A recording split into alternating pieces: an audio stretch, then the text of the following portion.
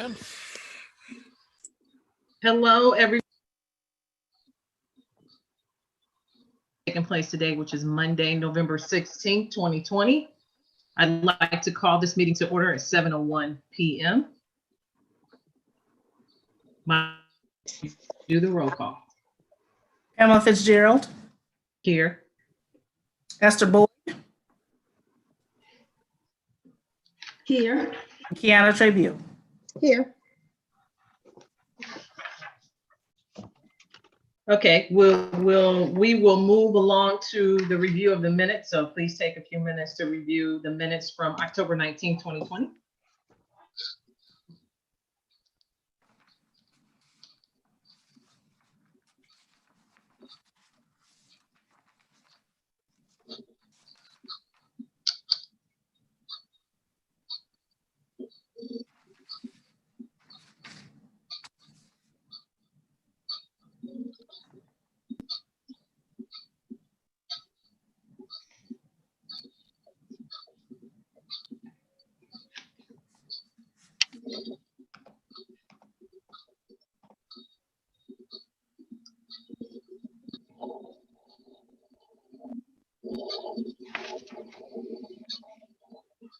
Does anybody know where that squeaky noise is coming from? You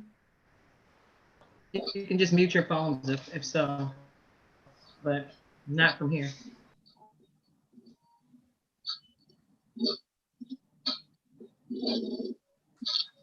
Ryan, do you know where that might be coming from? Can everybody mute their phones and we'll see? I'll leave mine mine is not muted, but everybody else mute your phones. Charles, Monica. Mine's been muted.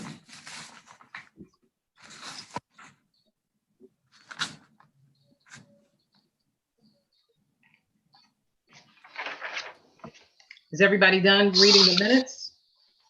If so, I need a motion to approve the minutes from October 2020. I'll make a motion to approve the minutes from October of 2020. I second the motion.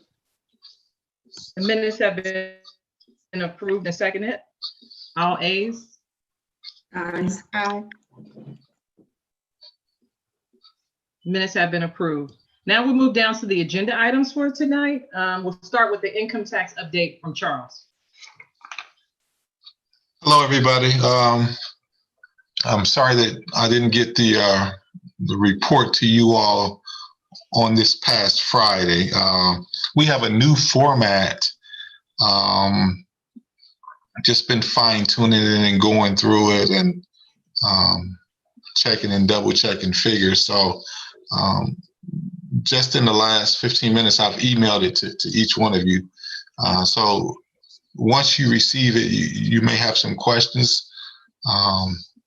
You know, Miss Pam, she asked for different format to be able to compare the months and the years to see things side by side at the last Finance Committee meeting.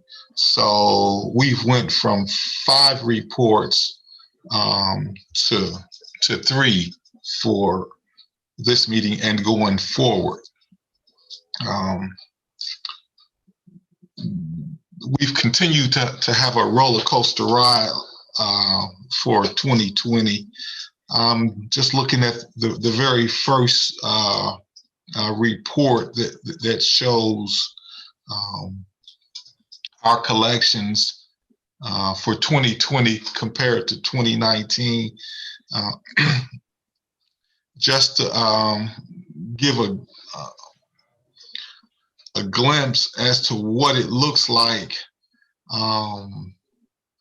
we are down for the year of 2020 just by 2% over this time last year. So January through October of 2020, we've collected $4.7 million compared to 4.8 last year. it's a difference of about 113,000 for the year. That has us down, like I said, 2% from the same time last year. The interesting thing about 2020, we started the year out up 14%, and then in February we were up 42%. But by April, the end of April, we were down 39%. I just want to paint a picture as to how the roller coaster ride has been going for us. At the end of July, we were up 56% over that period last year. But at the end of September, we were down 19%. So it's been an up and a down year. And right now, we're down, like I said, 2% from from October 31st, 2019. We're down for the month of October as well by a bigger number. That's 18% month to month comparison.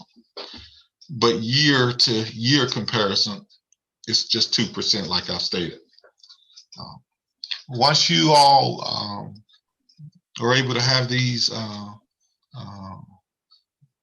two new reports in front of you, you could email or you could call with any questions. So with the collections that we've had for the month of October of 2020, we were able to set aside $50,840 into the road collection levy.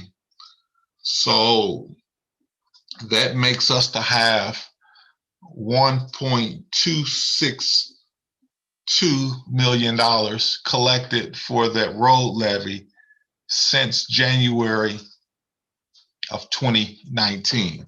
That's $1,262,653 from January of 2019 through October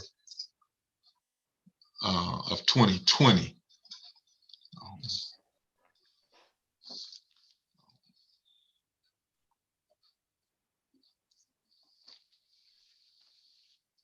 Those are the numbers for October and for the year to date, and those are the numbers for our road collection as well.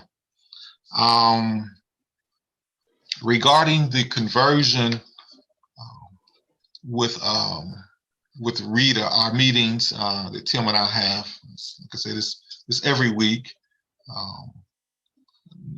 Things are progressing as they should.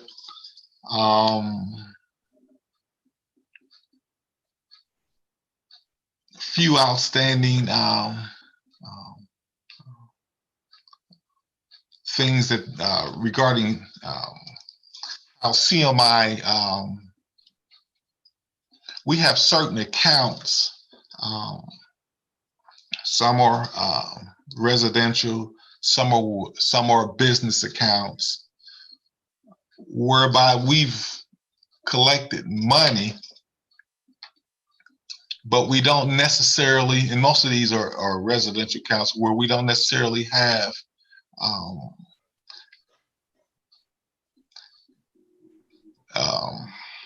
a social security number associated with the account. What makes for that is primarily when there's a new resident and our apartment complexes give them the form that's needed from the tax office to register with us, they will send their completed form to us. But sometimes residents don't, and they'll just send money. have to put that money into the bank, and we, without having a social security number, will assign an account number to that money, because we can't put money from a resident or for a business into the bank without an account number. So we'll set that individual or that business up without a social security number, because we need an account number to enter money into the system. So there are a number of accounts like that that we don't have social security numbers for, but we've set an account up for them so we can put their money into the system. That's state law. We have to have monies into the system by the next business day that we receive on today. So Charles, is that unclaimed funds, like an unclaimed funds? No, because we just don't have a social security number that Rita requires. We know who it is. We just don't have a social security number, but we've set an account number up based on the information that we do have. We can have their name, their address, but just no social security number, because they hadn't turned that in to us as well. So that's a tedious process that I'm going through with Rita, or really with residents, to turn over to Rita, so that when they do begin in January, it just basically allows for them to not duplicate an account. So is that a small number or a big number when you talk about over time with that happening? Well, it's between 50 and I would say 70 accounts. It's about 50 individuals, 50 to 70 individuals. 50 to 70 individuals who have sent in money with no account number. With no social security with no number. social security number, which you cannot set up an account number. We can set up an account. It's just that once we do set it up, there's no social security number attached to it. And that's what Rita requires.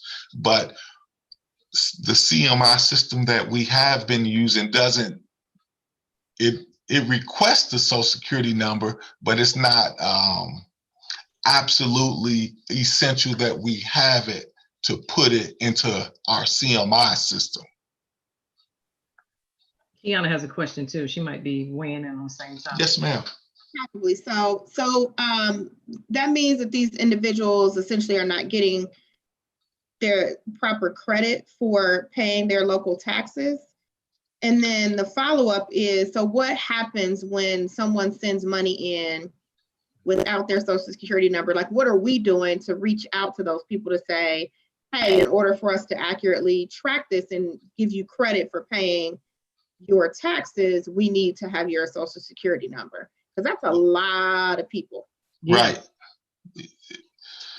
And then how far back does this date? Is this just for this particular calendar year, 2020, when you talk 50 to 70 people? Or are you talking previous tax years as well? It's previous tax years as well. The bulk of it is in the last 5 years. It's in the last 5 years. Because Rita won't use the account numbers that we use. They will actually use that individual's social security number. So do we not have the ability to check that when we receive information? When we receive a payment from a person that includes their name, address, maybe other demographic information other than their social security number, do we have a way of going and searching for that person by name or address or phone number to try and match that? Because it would seem that if they're paying their taxes in Woodlawn, if they are a resident more than 1 year, then the assumption is that they're going to be paying taxes every year. Right. So I guess my question is, are they not anywhere in the system that we could match them easily when that happens, rather than now having to go back and do that? We're still exploring that. I wish I could give you an answer, but what we do is send out letters requesting that information. And some have come in. It's just that there still are some that haven't. So Charles, how do you keep that? I guess I'm bouncing off Kiana too. So do you keep some type of database or spreadsheet with that information? How are you tracking that information if somebody comes from the outside? Yes. Well, I mean, we have a list, so we are tracking it. We have a list, and it's being checked off with Rita as things are submitted to them, the information that they're needing. So there's a list that they've given us that have some of these, that have these on there, but so it's being tracked. And then I got one quick second question. It might be Tim. So Tim, where's that money from the 50 to 60? What account is that sitting in? All money received from the tax department is deposited into the village treasury. So Charles turns everything over to us. We create a receipt in the UAN system. And then at the end of the month, that receipt, or those total tax receipts, are apportioned to the appropriate funds based on our tax legislation. So currently, a percentage goes to capital projects funds, a debt service fund, the pool debt fund, and then the road levy fund, with the remaining amount going to the general fund. I think probably what we're trying to match up right now for Rita are a bunch, or essentially payments that have come in that have had more than likely incomplete information. I would think some of those are probably things that have come out of some of the apartments within the village. Right. I don't, the reason Rita would like to have the social security numbers is obviously so they can take those numbers and kind of cross-check them with the database they have access to from the federal government and try to get at that complete tax listing of everybody in the village, which is one of the benefits of having that company help you with your tax department. So we're trying to do a little bit of work for them as well, so that transition is smooth and they have the most complete, we'll say, tax register possible to start out 2021. So I think, in terms of how the individuals and the payments are tracked, when they don't have a social security number, that information is input into CMI. CMI retains that information. And then if we get additional payments from that person, we can check them within CMI. If they provide us with the new information, we can add it to that account. But in the absence of somebody responding to the letter or communication from us, we can't just, unfortunately, go find a social security number for them. We don't have access to any federal databases that'll allow us to do that. Okay, thanks. Ms. Boyd? Okay, I'm sorry, I might have missed something. I was trying to print this information. That's why I was so distracted. But Sure. These people don't file a return? They don't file a municipal return? They just send you payments? Some people do send payments in advance. Some of these Advance payments, but then they never file a return?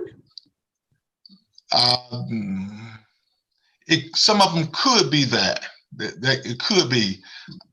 Some people will actually send in a payment that we are not due. And I'm talking, some of these are most of them are residents, but some are not.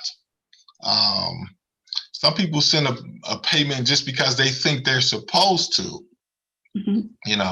But then, even if you send the advance payments during tax season, they don't file a return, a municipal return?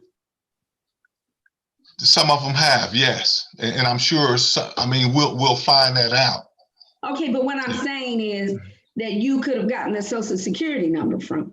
Because I mean, that's number, you put that before you put your name.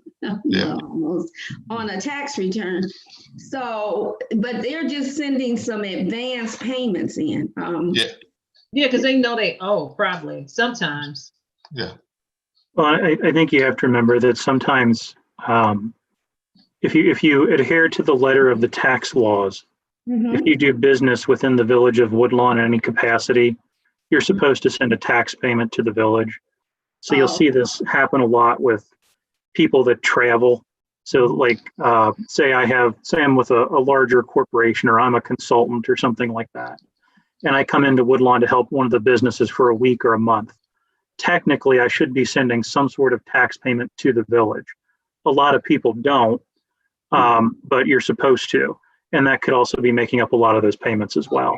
That makes sense, because I was getting ready to say, if I'm just a regular person, I'm a teacher, and I send advance payments, at some point I would have had to file, but now Yeah. I'm saying, Yeah. and that's what I thought you were talking about, and I didn't think about just individuals, but I thought you were talking about something with business transactions. Okay. Okay, are there any more questions on taxes? And I think Charles gave us the total amount collected of 1.62 million. And that is just the collected piece. That doesn't, it's not the total that's left, because we've been doing roads, fixing roads, recently. So I know that I saw some numbers out there, checks that were written to some of the contractors that had been doing some of the road repairs for us. So it doesn't still sit at 1.6. It's minus the amount that we've spent so far for the roads. I'm sorry, Pam. I'm sorry, Charles. If I said 1.6, I mistakenly said that. It's 1,262,000. 1.2? Yes, ma'am. It's a little short. 1.2. $40,000 short of 1.3. Okay. Yeah. So we've collected 1.2 million, and that does not include the payments that we have spent on the roads. I just wanted to clarify that. Thank you, Charles. Is there any more questions for Charles? Question, I just had a comment. Charles, the new report format that you sent is really great. Thank you. You like it? Good. Yeah. Yeah, Thank you, Charles. Good. It's just easier to read, so. Okay. Good. I'm glad to hear that. And you said it was shorter, so. Thank you. A lot of numbers. Thank Tim as well. Okay, next is the finance update. We'll turn it over to Tim for his portion. All righty. We'll start off the audit status. The village's financial audit, as well as the Woodlawn CIC audits, have both been completed and released by the Auditor of State's office. Those audits were released the first week of November, shortly after Election Day. Anybody that wishes to view those audits, I have the link in all of Council's report files.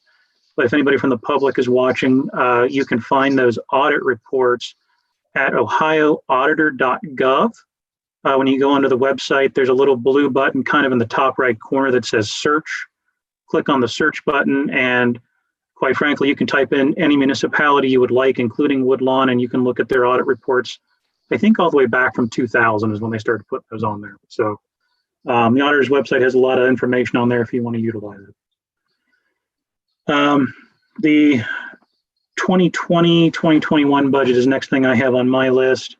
I will go ahead and have a final appropriations ordinance and a final certificate of estimated resources for the year ending 2020 to be approved by the village council at the December meeting. I'll go ahead and put those together so that we can remain in budgetary compliance with the state of Ohio. Obviously, we're going to have a couple of issues because we will still have negative fund balances, so they won't care for that, but we do have a plan to eliminate those in the future. A second draft of the 2021 appropriations budget was also included in your report packets.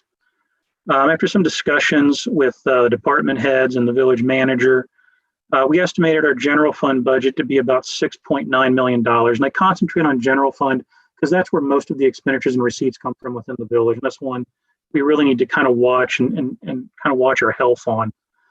We reviewed the estimated 2021 revenues budget and noted the estimated revenues in the general fund came to about 6.7 million, which is somewhat problematic. We reviewed the budget again in more detail for 2021. We removed some expenditures from the estimate that were likely one-time expenses for 2020. We also made some changes to some proposed salary increases. We're still budgeting for them. These won't be as high. And after making those changes, the budget came to an estimated 6.74 million in the general fund. I think it's still possible that expenditures will be at or below general fund receipts, but I think it'll be kind of close in 2021. We'll kind of look into why here a little bit later. But my goal is to try to keep us in a place where we really don't spend more than we bring in.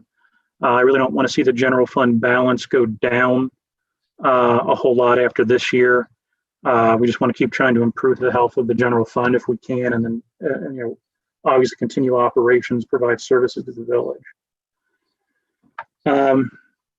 While we haven't quite seen the growth in the general fund that we would have liked to of this year, and probably not next year either, things should start to turn around in 2022. As part of a continuing litigation related to our fire trucks in 2021, the fire fund isn't going to be able to remove as much stress from the general fund as we originally thought it would. But that shouldn't be the case in 2022. That should all be taken care of and settled by then. Also, it's expected that all of our negative fund balances will be eliminated by the end of 2021. The debt service fund should be available to pay some of the village debt in 2022. And the capital projects fund should also be available in 2022 to assist with the purchase of potential new equipment or with repairs to buildings and equipment. Additionally, in 2022, there are some large debt items that will be eliminated by year end, which will also reduce stress on village finances. Quite frankly, our general fund health should continue to improve over the next couple of years. While everything looks good as we look into the future for the general fund, we can take additional steps to encourage general fund growth. Our fire department staffing probably needs to be reviewed. While reviewing information related to salary increases earlier this year, we noted that a similarly sized fire department has about half as many full-time staff as our fire department. After conversations with the fire chief, it was noted that our full-time staff was increased between 2018 and 2019 to reduce the cost of overtime, as many of the part-time staff ended up with having scheduling conflicts with their full-time positions at other firehouses. Excuse me. While it's important to review overtime to ensure that staff don't become fatigued or exhausted, it's likely going to be more beneficial for the village to pay the additional overtime to the firefighters instead of supporting additional full-time staff, which includes health benefits and OP&F contributions. And I ask you to please recall when we went over salaries before, full-time firefighters, the village pays 24% of their gross salary into the Ohio Police and Fire Pension Fund, whereas our part-time staff, we pay about 6.2%. Also, when those full-time staff work overtime, not all of that money is pensionable, so we do save some on that end as well.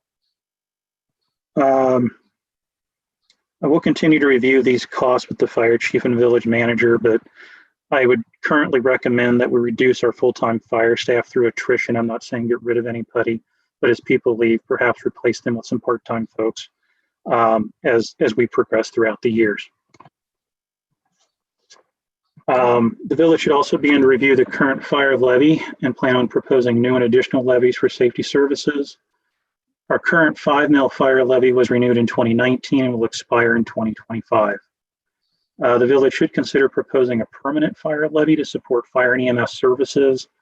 I would recommend 7 mils, but obviously that's up for discussion.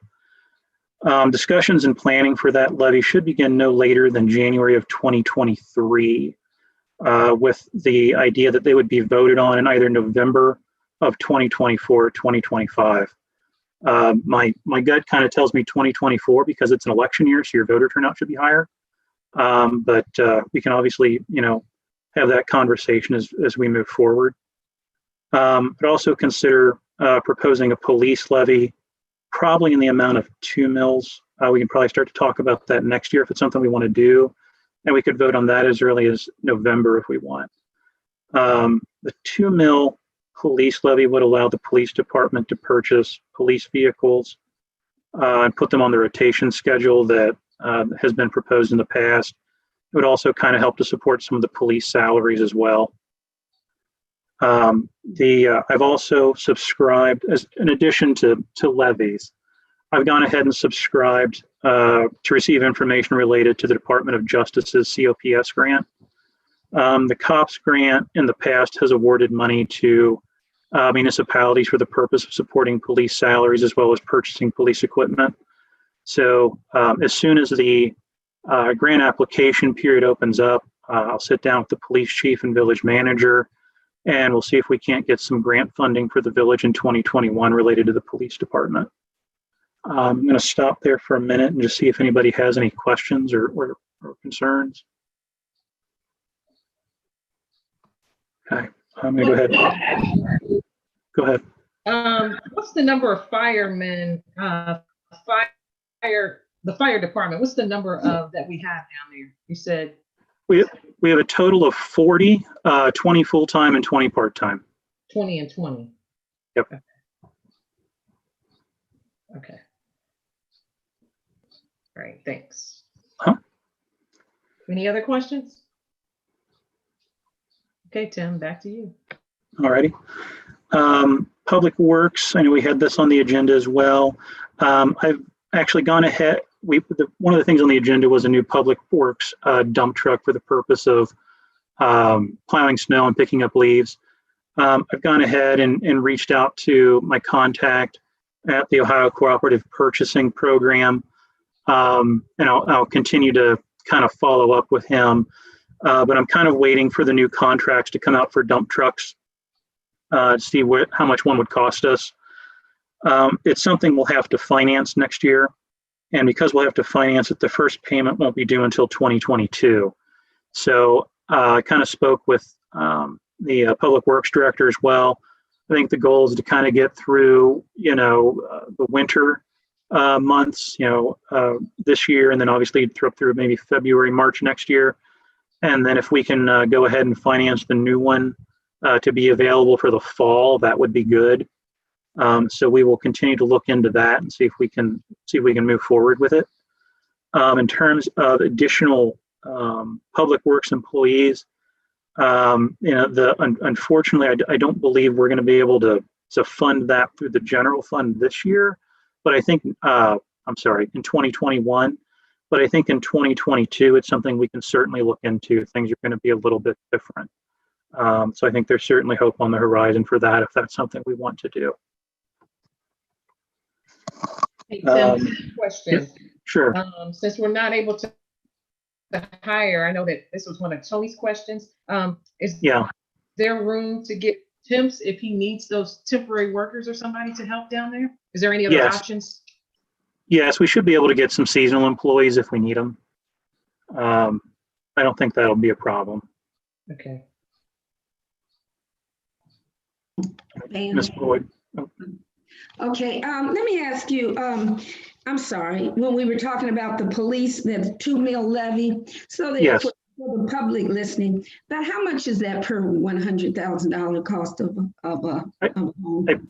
I believe the last time we talked about it, it's about $35 per 100,000. Okay. So if your property is valued by the Hamilton County Auditor's Office at $100,000, it would be $35 Per a year or 6 months? Per year. Per year. Okay. I wanted the public to hear that because I know people cringe when they hear taxes. They do. To hear how much that is per $100,000. Okay, thank you. Yes. Reports provided to Finance Committee. The Appropriations and Revenues reports have been provided. As of October 31st, 2020, the village has collected 79% of budgeted revenues and expended 64% of appropriations. Detailed budget versus actual reports have also been included in your packets. Receipts and expenses reports as of, for the month of October 2020, the village collected $631,455.21 and dispersed $930,077.78, I believe. Looks like I had some typos there on my sheet. While the village did spend more than it collected in the month of October, over $300,000 of those expenditures were related to the road repairs from the road levy. So I think for our general fund, we still kept more than we spent. Also included our receipts and disbursement reports from UAN for the committee's review. General fund receipts are lower than total receipts for the village, where the village has collected 72% of general fund receipts. General fund disbursements are above village disbursements, where the general fund has dispersed 72% of total general fund disbursements. I'm sorry. General fund, again, it's propping up a lot of things within the village, as it always does. Next month, meaning the November reports, we're going to see quite a few more general fund expenditures. We paid a lot of our debt, a lot of our debt items in November of this year as well. Fund balance reports. There's a fund status report included in your packets as of October 31, 2020. So you can see the fund balances of every fund within the village. And also included is our bank reconciliation report. We reconcile again for the month of October. Overtime reports. Overtime within the village, we spent $11,021.62 for the month of October. The village has spent $139,019.09 in overtime this year, with the police department and fire department accounting for 60% and 31% of overtime charges, respectively. What about the month of October? Sorry, say that again. Now, when you say 60% and 31%, that's for the year, right? It is. What about just the last 30 days, like October? The last 30 I'm days. just curious. It would be COVID, about, like, yeah, it'll be about the same. I can get you the exact numbers if you like, but it's going to be about that 60-31 split. The other departments have very little overtime right now. okay. Negative fund balances in your report packets, or rather in your physical reports. There's a table that summarizes the village's negative fund balances. Since being identified in May, the village eliminated a total of $205,732.06 in negative fund balances. So we've eliminated about a quarter of our negative fund balances. So that's pretty good, I think, within the few months we've been dealing with it since they've been identified. Recreations income versus receipts. For currently, for the year to date, general fund receipts for the recreations department are $25,687.30. General fund expenditures are $235,599.11. Current general fund expenditures over receipts are $209,911.81. The other receipts and disbursements related to recreations are included. I think general fund is the item we're concentrating the most on. It is interesting to note that currently we're on track to spend less in recreations than we have within the last 5 years. So obviously a lot of that's related to the pandemic, but I think it also, for the future, should give us a good baseline of what you would call operating costs for the recreations department. And once we have our last number here in December for what we kind of end up at, we should know that those general fund expenditures really shouldn't be that much more than they were in 2020, knowing that any programs you run should start to chip away at those expenditures numbers. You should be bringing something in. We also noticed. So I got a question. So you're basically saying that because there wasn't anything going on pretty much for 2020 being a slow year, our operating Right. expenses should be about 235,000. That's what you would budgeted. Somewhere Yeah. around there with the end of the year totals a little bit more going in.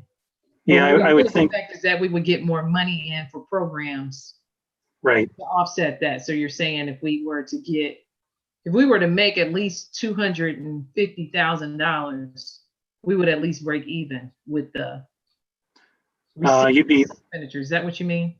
yeah, you'd be pretty close. Yeah. Like I said, I don't know, and I want to be careful because I don't know that recreation generally make money for anybody. But you would like to see any additional expenditures offset by revenues. So if at the end of the year, let's say we find that total recreation's expenditures are, I don't know, $250,000, we'll throw that out there. If next year comes around and they run, another summer camp and there are more kids because COVID's not there, and they run a couple of sports, basketball and baseball and things like that, and our expenditures go from 250,000 to 300 because of those new programs they're running, then we should see an additional $50,000 in receipts based on those programs, at least an additional 50 to offset those expenditures.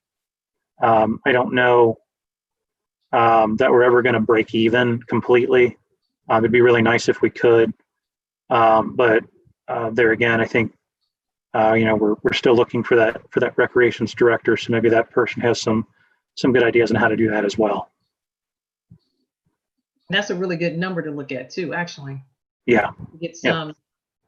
It'd be interesting, now that these numbers, you can almost see these numbers kind of clearly. Yeah, it'll be good. Yeah. Go ahead. I was just going to say the other thing is that we're saving some dollars with not having the director down there as well. And We are. months are running together, so I can't remember exactly when Steve left, but I mean, it's been a few months that we haven't had to pay that. And our part-time staff as well. Yeah, I think.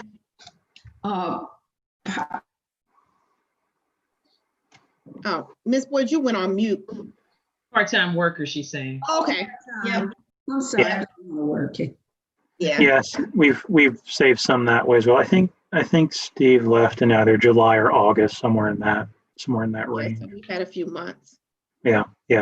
Oh, And like I yes. said, those will be factored in. I think when I did the budget, I assumed a little bit of additional money for a recreation director's salary, and then I put in an additional 100,000 for contract expenses, which would be program expenses. And then I used the original budget for camp expenses. But there again, on the revenue side, those were offset by additional revenues. And that should be how it works. We shouldn't be running programs at a deficit each time. Strauss and Troy invoices for the month of October. Our Strauss and Troy invoices we only had one, was $5,916.20. Total for the year is $104,919.99. Pool repairs. The bid for pool repairs should have gone out today. I don't know if it did, but that should have gone out today for people to bid on. Tomorrow, Tim. Well, it's going to go out tomorrow. So that'll be out for bid tomorrow. So we'll make some headway. As soon as the deadline for that is over, those bids will be open and we should have a contract to repair the pool. Plan to reduce general fund expenditures related to recreations. There again, we're currently in the process of hiring a new recreations director. I have met with the assistant recreations director a while ago. We discussed some issues within the recreations department. My report notes that I will provide him with something. I have provided that as of today. Some suggestions for him to look into and review. That's also gone out to the village manager. So maybe some of those things will help as well. But they will review those, and I'm sure they'll have some thoughts and recommendations as well.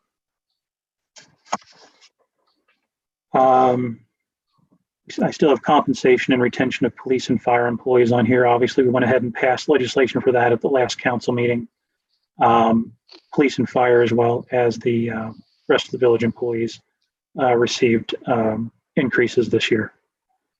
Intrafund transfers, there's a report that notes the intrafund transfers that occurred this month. Those are, of course, transfers within each fund. They do not raise appropriations. Legislation, there should be legislation at the next council meeting to approve a $37,000, we'll call it a $37,000 expenditure for the purchase of a life pack from Stryker using COVID-19 funds. Again, that is COVID money, and that is a piece of equipment that helps our EMTs deal with patients that have either COVID or COVID-like symptoms. Also, legislation will be introduced to approve renovations to the village bathrooms, both within the municipal building as well as the pool area. Again, that's going to be COVID-19 money.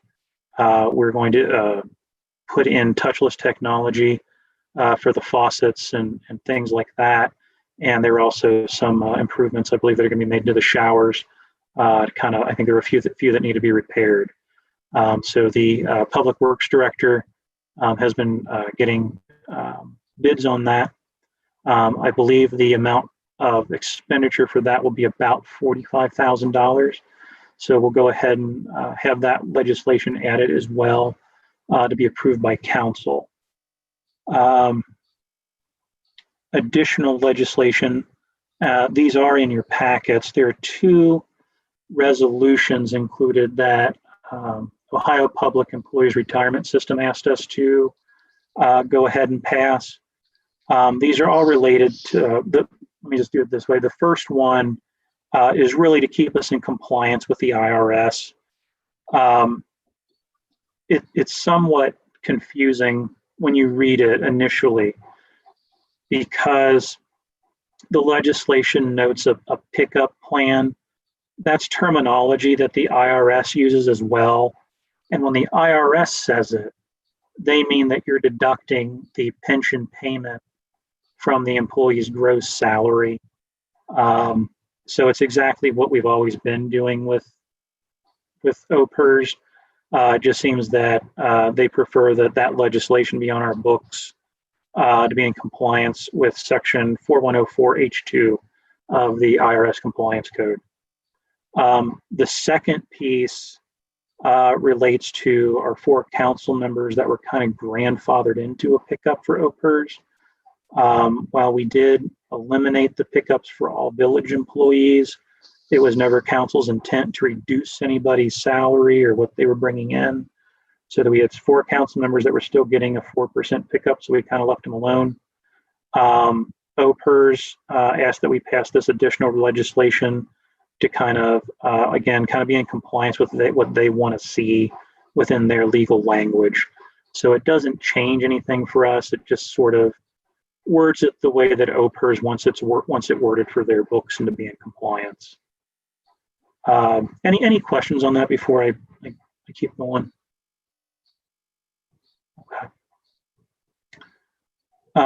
As far as new business, I don't have a whole lot. I did follow up with Greater Cincinnati Water Works regarding a potential fire hydrant fee charge to be added to village water bills. They should have additional information related to that later on this week or early next. So my hope is that I can give a better update for that at the council meeting in terms of if there will be any cost to the village of collecting that fee by Greater Cincinnati Water Works. I think there is some thought that perhaps since they collect our water and trash fees already, they would just do it as part of that. If there's an additional fee that they're going to tell us.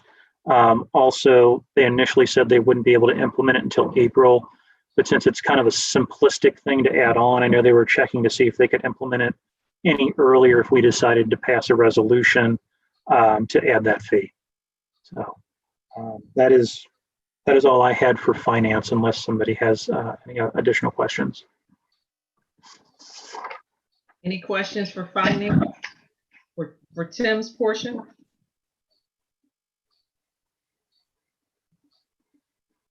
Okay, if not, I actually added this swim safe update. I was hoping that Jerry would be present to talk more about. What'd you say, Tim? I didn't see anything. Oh, okay. I thought you said something. The swim safe update. I know that we're looking for more bids, but I know that the cost, I wanted him to talk to us about the cost. I know at one time we were looking at, I think around 160,000 was the quote that we had gotten early on. Oh. Now I'm hearing a total of about $300,000 for the pool. So I wanted him to talk to us about that. Tim, you may have more information than I have, but could you elaborate if you know? Yeah, I can add in a little bit. And again, Jerry can probably speak to it better than I can if we want to ask him at council. But my understanding is that when we started to discuss this, and I want to say it was July, the only estimate that we had for the pool was an estimate that was from about a year ago. And it was for certain improvements, but not all of the improvements that needed to be done. So we were kind of basing it off of the information we had at the time. Once it was decided that we wanted to go ahead and move with the improvements to the pool, and because we had, I'm going to, for lack of a better term, since we had saved money by not opening the pool, we just hadn't used it for pool operations. There was more money to be used for renovations. So it became a larger project because there were more things we had the ability to fix. So when the village manager spoke to one of the original, I guess, construction consultants, we'll call him, about repairing the pool, the amount started to get up to around, I think, $200,000 or $250,000. That was the original bid that had gone out and that it hadn't been bid on. When that failed, the village manager consulted with a different company that came out and looked at what really needed to be done with the pool and what our expectations were as a village, or at least as village government. And they said, with what you really want to do, it's probably going to be closer to $340, they thought. So I think that's probably about what, they think it's going to cost. That's why it kind of went up there, but it should be, a very nice pool when they're done. The splash park should be repaired. The pool will be painted. There's some concrete work that I know that needed to be done. And I'm sure Jerry can speak to more of the improvements that he spoke about with the contractor. But it should look really, really nice when we're done with it. Well, I asked that Jerry provide council with details of that price difference. I think it's important that the people as well as council understands. I mean, it's almost double, which it could be because we want it to be really nice. Sure. We know that some portions of it needs extensive repair. But I think it's important that that information is out there of what the plans are and specifically why it doubled in cost, just so we understand that. I will, I'll email him tomorrow morning and let him know that Finance Committee had requested that information. I'm sure he'll have it ready for council when we meet. Okay, Ms. Boyd. And also, I realize he's getting bids, but what is his, I'd like to know if his plan is that this will be done by May 1st in the spring of 2021, or at least by May, so that we can open our pool May 30, what is it, the 30th Memorial Day or whenever. Sure. And also because, I'd like for the public to understand what's going on here, because I run into people as well as Pam, you said you've run into people too, who think that the pool, they thought the pool would be finished by the end of the summer. So I need a clear update, and the community that's watching now can understand what happened and what's going on now. And so if we could have some clarification on that. And really quick, Pam, ahead. 2 things. So when I spoke to Jerry last week about this, I had some questions about it. He did indicate that if we get started pretty quickly here, then we will be able to have all the repairs done in time for our pool opening in 2021. The other thing is, pretty sure that Jerry's going to have the information ready for us. If not by law committee, then definitely by the November council meeting, where we can talk about it on the floor. I mean, not saying we can't talk about it here, but he's not here to answer these questions, so we're not going to get the answers tonight. Right. Tim is making note. He's going to contact Jerry and update Jerry on that, because we thought Jerry would be at the meeting tonight, but unfortunately he's just not here. So that's why I was on the agenda, because I was hoping that he could explain it, because he does have some of these answers, because I've talked to him about it.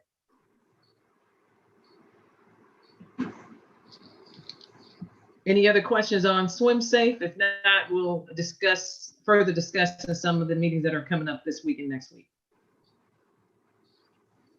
Sorry, one other thing I was just thinking too, just for clarification, and especially as it relates to talking to making sure the public has information with the pool repairs, it may not necessarily be swim safe.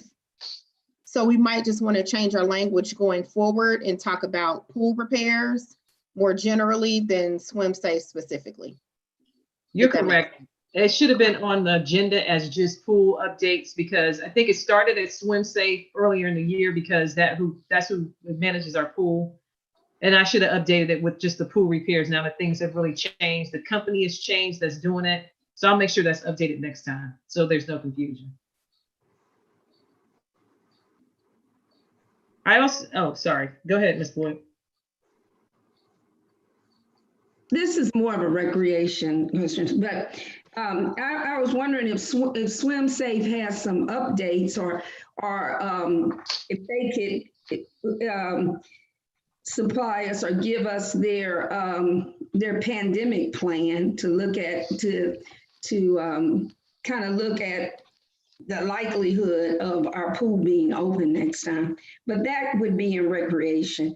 But I could ask the village manager if he could get what their pandemic plan is, or how their operations during the pandemic from Swim Safe. I'll check with the village manager.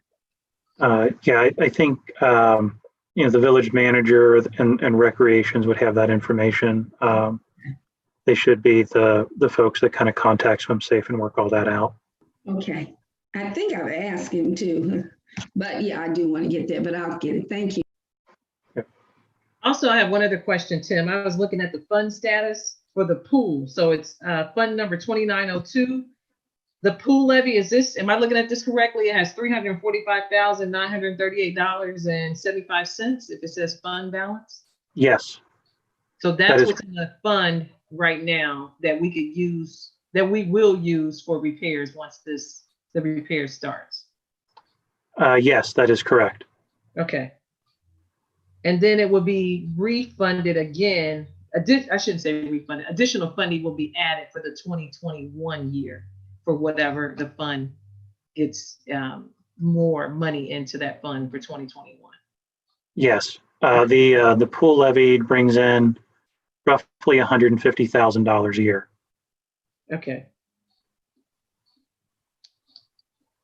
Follow-up question to that. Sorry, my dog is barking.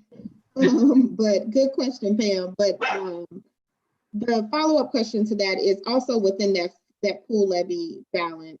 We still have to take into consideration the contract with Swim Safe for the management and operations of the pool as well, correct?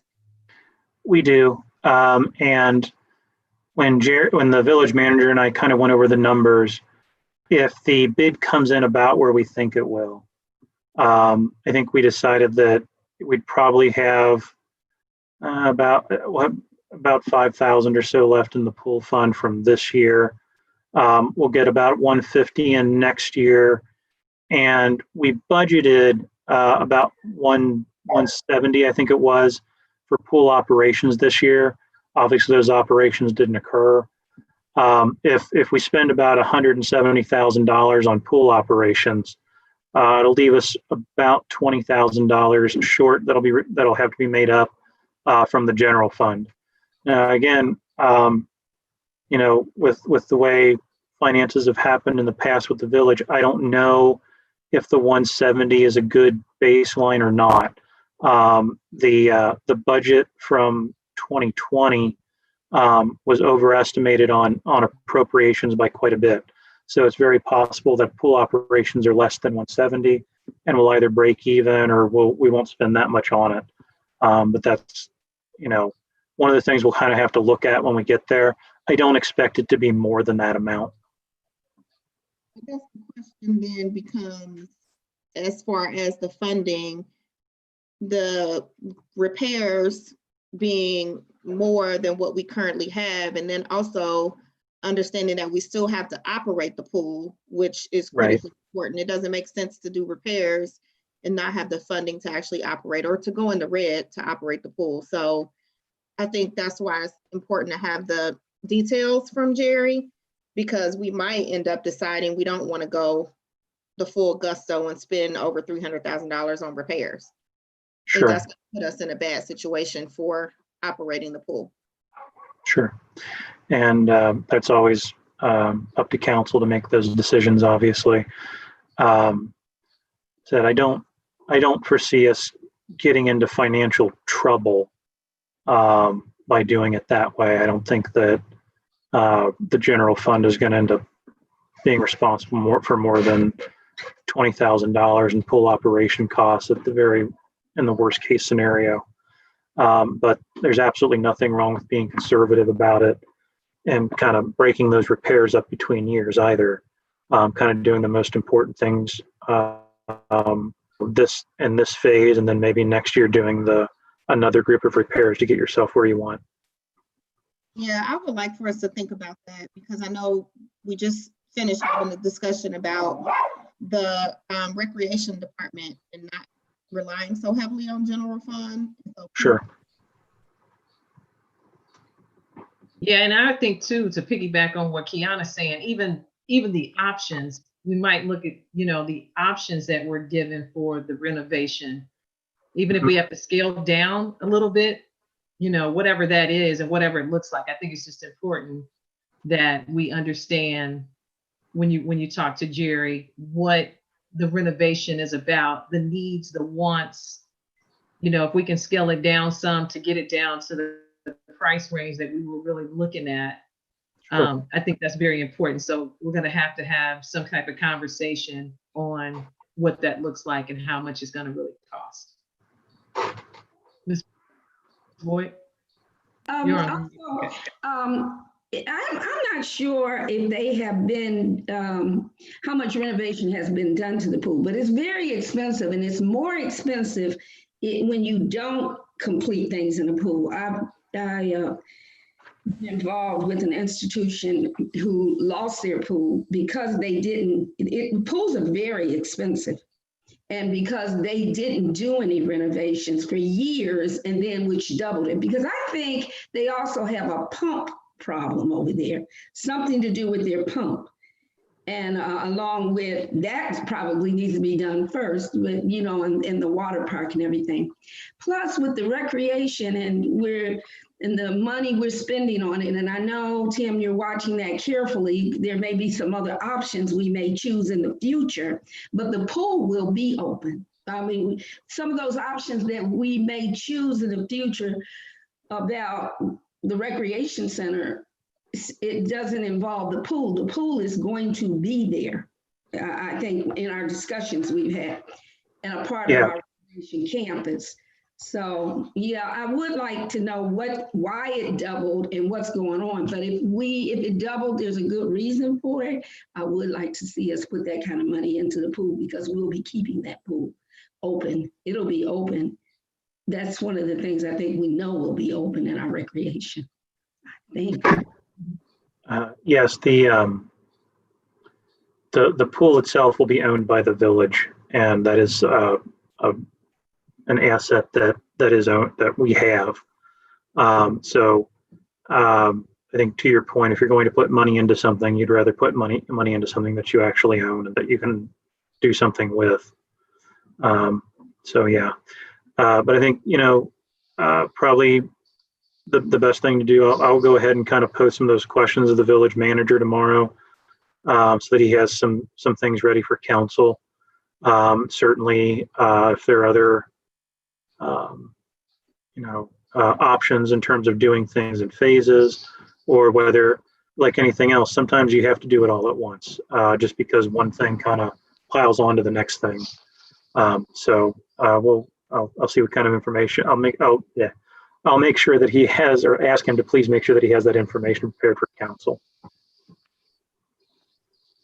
Okay, are there any other questions in regards to the pool? If not, we'll move along.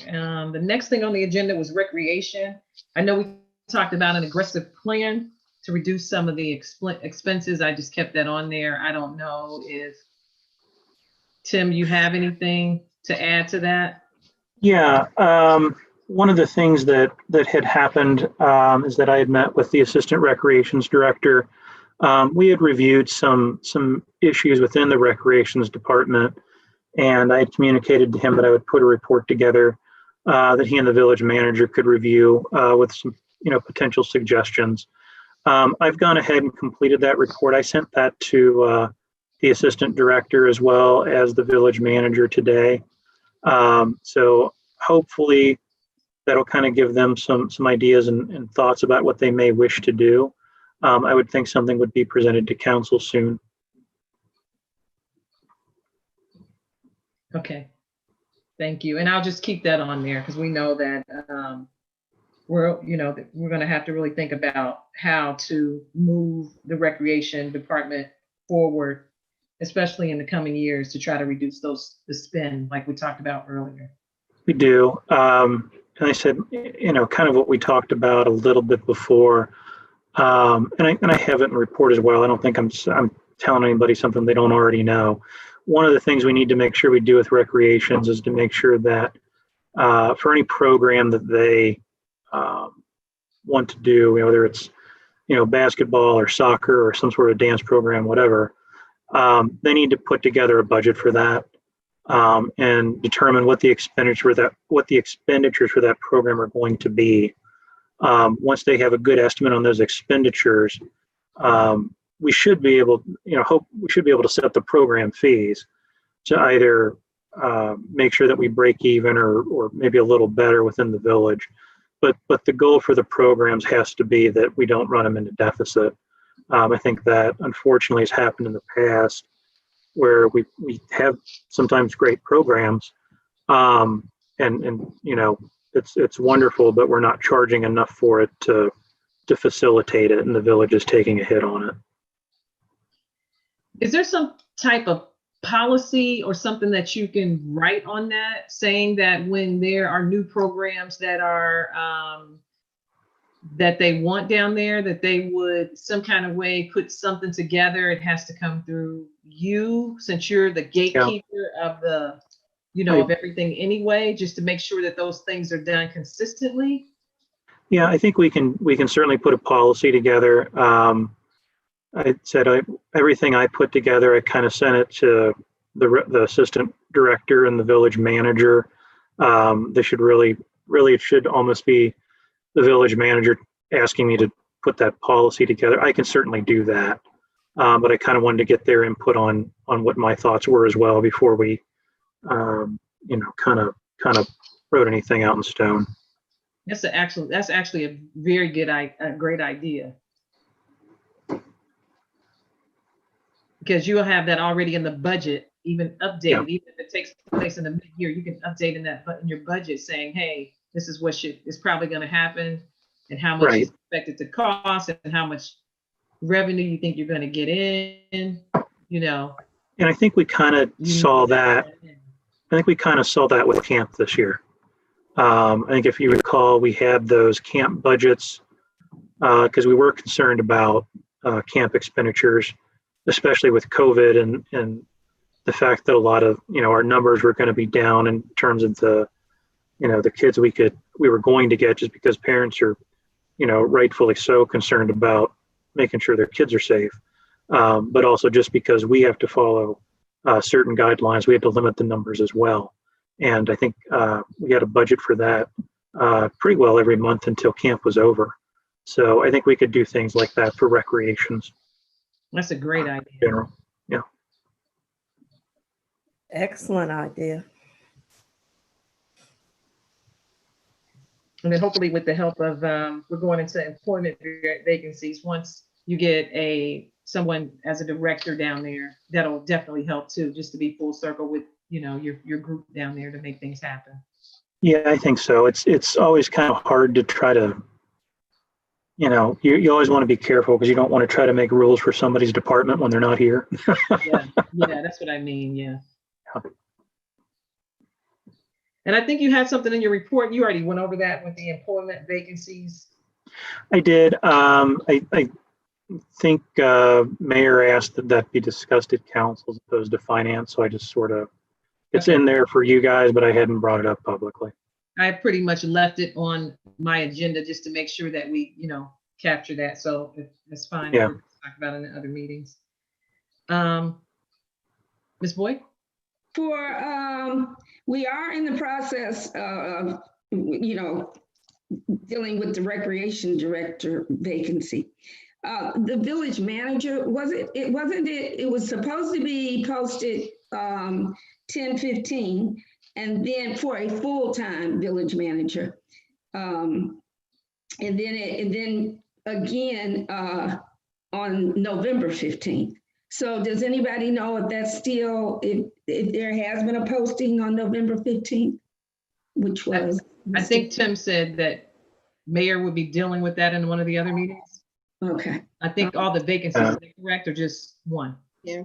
I think all the vacancies, from the way I kind of read Mayor's communication, he wanted to handle at council. Okay. Oh, okay, because, right. And I think, okay. I heard something about the clerk courts, but, okay. All right, I knew that 15th, and I knew I was gonna get asked again for about a full-time village manager, the recreation director, and of course, nobody's been asking me about a clerk of courts. Okay. Yeah, I think if I remember correctly, the position was tentatively supposed to be posted in October, and it was supposed to be a full-time position, and that would have been documented in the last this last month's or the month previous to that's council meeting minutes. So that's, again, it's not telling anybody anything that we haven't said already. Okay, we'll move into new business. Do we have any new business to discuss? I just have one thing. I think it's important that, and you can tell me what you think about this. I think our village manager should attend this finance meeting. I don't know. I know it might have been optional, but there's a lot of things that we talk about in finance that, because he manages the group under there, I just think it's important that he attends this meeting. I don't know how, we can have him do that. I know he has some things going on, but I mean, I don't know if it was optional, but the more that we start to dig down into a lot of these details, I just think it's important. And Tim, you can weigh in because you may be having this conversation with him offline that I don't even know about. Yeah, I think generally speaking, he kind of tries to come to the meetings. I know he had unfortunately a personal issue today that he had to attend to, but he and I do speak about finance after each meeting. I bring any questions that the committee bring those to him he kind of does things the same way I do, in the sense that if we request that he comes to a meeting, then he'll attend. So we can certainly request that he comes to the meetings if that's what we choose to do. Okay. And it may be just the topics that I have on here. Sure. Hey, Kiana. Go ahead. I was just gonna say, I believe we had this discussion with Jerry previously, and we did ask that he attend finance committee, and I think that he has done that. I think tonight may have just been something going on with him while he's not here. But I think I think that he's very open to that. If we have that conversation with him, I don't know that we need to discuss it without him here, because I wouldn't want anybody to think that he is purposely not attending or that he's not engaged or anything like that. Because Oh, no, I wasn't saying that. I didn't want to I know you were. I just know that sometimes people perceive things differently. So I think we can have this conversation with him privately. Okay. I think it has to do with his interim status too, maybe. You know, I'm not sure, but it may have to do with that. The interim. No, I don't think it has anything to do with his interim status. He normally does attend these He has meetings. specific hours, so I didn't know if he had to come after that. No, he normally does attend these meetings. Only reason I think maybe probably because there was a circumstance that he didn't have any particular control over, possibly. But I don't think he's opposed to attending the meetings at all. I mean, we can take this offline. I just know the last couple meetings, unfortunately, he was not able to attend. I can have this conversation with him just because I just think there's a lot of information, and that's why I was just trying to get clarification from Tim. Does he talk to him about some of these things? Because we have quite a few of these questions, and it would just be nice if he was present to answer. And maybe I just need to have that conversation when I feel like there's topics that maybe he needs to attend on. So that's why I brought it up. It wasn't, anything bad, just that it would, be nice to get some of the questions answered with the group if he's present. So I'll have the conversation with him, and Tim will too. He's documenting some things as well. So thanks. Yep. Ms. Boyd, do you have something else? Yes. I just want to thank Tim and Charles. I feel so confident in our finance department, and finance, it drives the village. So, and your clarity and explaining things, and I'm sure the community watching this would also appreciate that. So thank you both. Well, thank you. You're very Appreciate welcome. it. And You're I'll very piggyback on that as well. Thank you for all the information. These packets get, we get all the information we dreamed of, which is great. All right, is there any other new business to discuss? Anything else? Okay, I need a motion to adjourn the meeting tonight. Make a motion to adjourn. Second. All ayes. Bye. See you, everybody. So the meeting has been adjourned at 8:19 p.m. tonight. Thank you for attending Thank you, everybody. Finance Committee meeting tonight.